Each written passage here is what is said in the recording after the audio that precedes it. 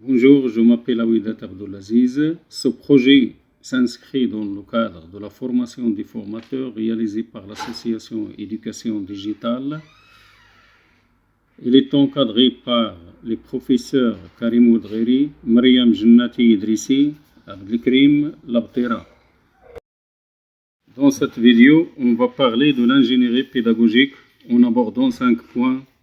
Le premier point, l'introduction. Le deuxième, définition. Troisième point, l'intérêt de l'ingénierie pédagogique. Et le quatrième, on va aborder le modèle ADI. Dans le cinquième point, on va conclure. Premier point, introduction. L'ingénierie pédagogique occupe aujourd'hui une place importante dans l'univers de la formation professionnelle et du développement des compétences. Le concept est présent dans les pays anglophones depuis le XXIe siècle.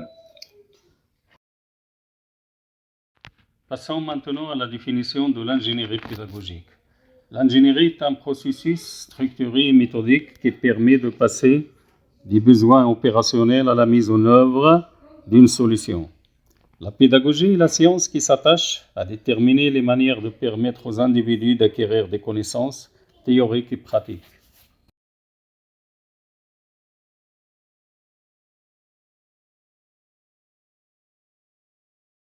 Citons maintenant les intérêts de l'ingénierie pédagogique.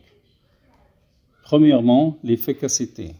L'ingénierie pédagogique vise à permettre aux concepteurs de proposer des systèmes d'apprentissage plus efficaces, plus pertinents, plus cohérents et plus novateurs. Le deuxième intérêt, c'est l'efficience et la rentabilité.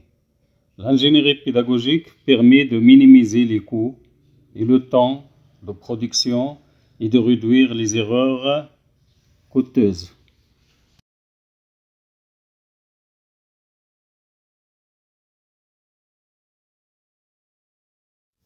Le troisième intérêt de l'ingénierie pédagogique, c'est la meilleure gestion de la complexité. Les méthodes pédagogiques guident les concepteurs pédagogiques dans leur processus de prise de décision lors de la planification d'une activité de formation. En quelque sorte, le design pédagogique leur permet de mieux gérer la complexité de sa tâche et de discipliner leur démarche.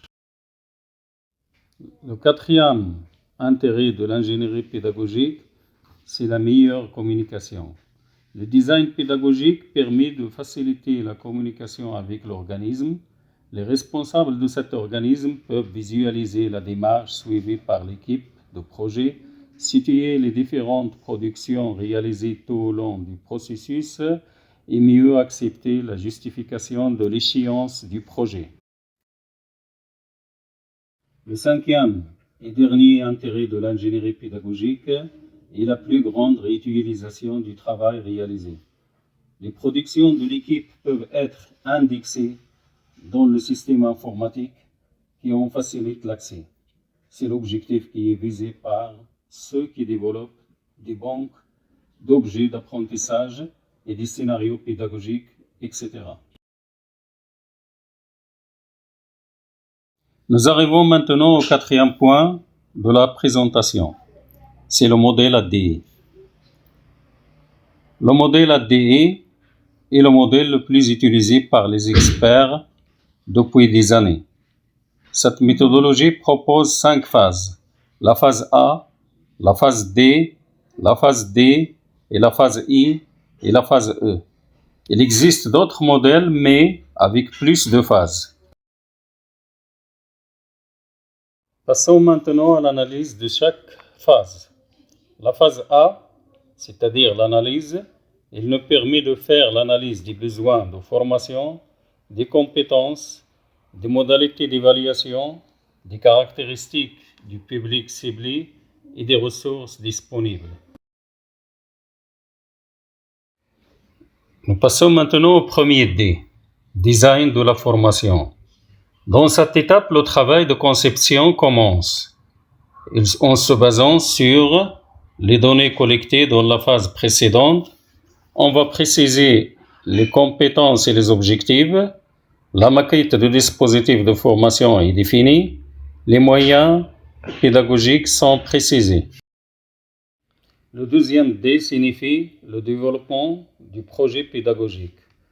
Cette étape prévoit alors de sélectionner et récolter les enseignements à dispenser, scénariser les activités pédagogiques, fabriquer les outils et les supports du cours. Passons maintenant à la phase I, qui signifie l'implémentation ou diffusion du projet.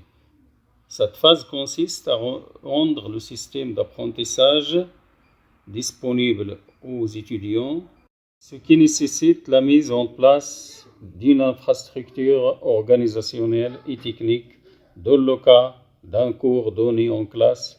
C'est le moment où le prof fait sa prestation.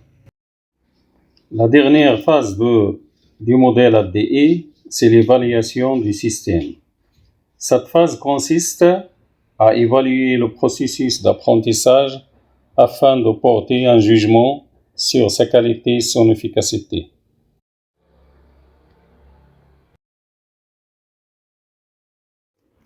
Enfin, nous arrivons au dernier point, la conclusion.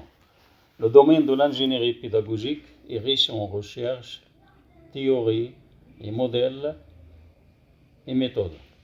Il serait dommage de ne pas profiter de l'occasion de l'introduction d'éthique en enseignement pour élargir le cercle des initiés de cette discipline. L'introduction d'éthique nous invite à remettre en question nos pratiques d'ingénierie pédagogique. Merci de votre attention et à la prochaine.